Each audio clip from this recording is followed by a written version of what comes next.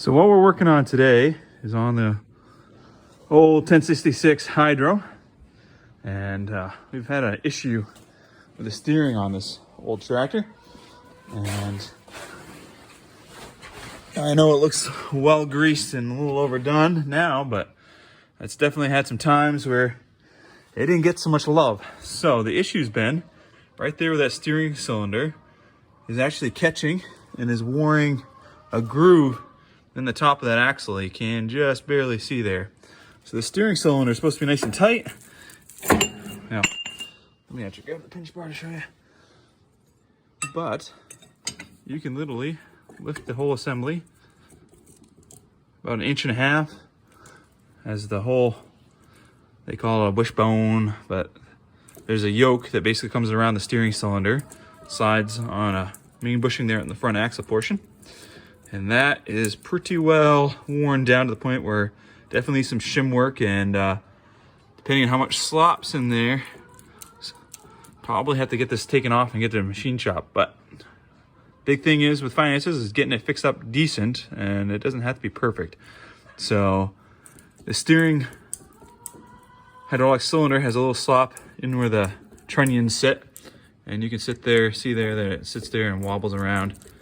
So we have handy dandy new trunnions, bushings, main bushings for that front shaft that goes in the axle. Let's get all that slop. We have a new shaft for it right there. We have another upgrade we're going to do, which is going to a tie rod end. We got the hydraulic cylinder in the box still. So this is from an 86 series IH, which uses a tie rod instead of what this tractor has, which we will take a light and go show you.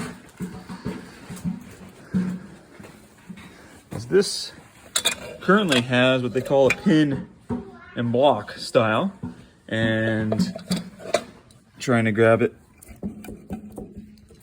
and show you how much slop's in there.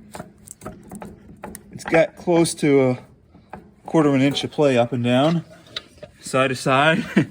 And what we're going to do is take that off. We're going to take a ball joint reamer and ream the hole and get everything set up to run off from that tie rod end. And where that tie rod end is tapered, it pulls up, and as things loosen up in the future, you can constantly tighten it.